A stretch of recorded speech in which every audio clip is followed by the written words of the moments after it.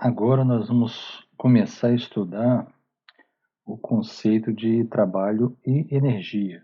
São conceitos bastante importantes, tanto dentro da física como em outras áreas, como química, biologia e diversas áreas da engenharia. São conceitos muito importantes e utilizados. A ideia de trabalho é diferente, dentro da física, é diferente da ideia de trabalho do dia a dia. Então, no dia a dia, o trabalho é realizar uma atividade com um determinado fim, remunerada ou não. Isso seria o trabalho no dia a dia. Dentro da física é uma definição bem específica da física mesmo, mas que de certa forma guarda uma relação com o trabalho que a gente faz no cotidiano, ok?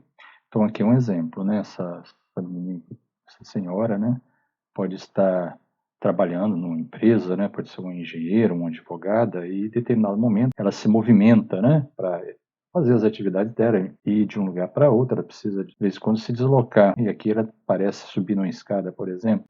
Então está lá exercendo suas atividades, e do ponto de vista físico, em alguns momentos ela realiza trabalho, sendo mais rigoroso, né, ela ao trabalhar faz com que surja o trabalho físico também, né? Porque do ponto de vista da física, quem realiza trabalho não é propriamente um ser humano, né, um animal ou uma máquina necessariamente, mas são forças, né?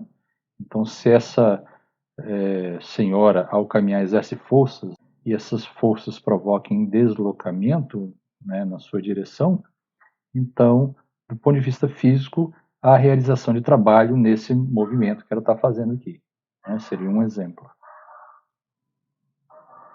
Aqui um outro exemplo, outra pessoa fazendo uma atividade que está empurrando, né, deslocando mercadorias com um carrinho, né? Então ele tem aqui movimento, ele aplica forças, e ao fazer essa atividade, né, esse trabalho, que é um trabalho mesmo com o significado de fazer uma atividade, né, com determinada finalidade, o caso aqui é organizar essas mercadorias, né? Ao fazer isso, do ponto de vista físico, ele também está fazendo um trabalho. Sendo mais rigoroso, as forças que estão envolvidas aqui nesse sistema podem estar realizando trabalho. Daqui a pouco a gente vai explicar o que exatamente como que a gente determina se há trabalho ou não do ponto de vista físico, né?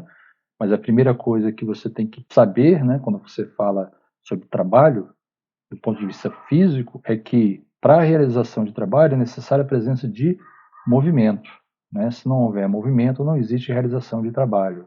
E é necessária a presença de força, né? Precisa ter um movimento e uma força atuando na direção desse movimento, ou que tenha pelo menos uma componente na direção desse movimento, né? No caso, necessariamente vai ter forças aqui na direção do movimento. Então, nessa atividade que ele está fazendo, nesse trabalho que ele está fazendo aqui, existe a realização de trabalho também do ponto de vista físico. Então, com essa atividade que está fazendo aqui, com esse trabalho, né, de organizar as mercadorias, existe também trabalho do ponto de vista físico, pois surgem aqui forças ao movimentar o carrinho, ele precisa aplicar forças, né, e alguma dessas forças tem direção do movimento, portanto vai existir trabalho também do ponto de vista físico, ok? Aqui novamente outro exemplo, uma pessoa caminhando, provavelmente ela precisou, né, tirar essa caixa aqui do chão, colocar na cabeça, né? Então ao fazer esses movimentos, realizando a sua tarefa ali, né, de colher as frutas, em algum momento ela aplicou forças e deslocou algum objeto, no caso aqui a caixa com as frutas, né?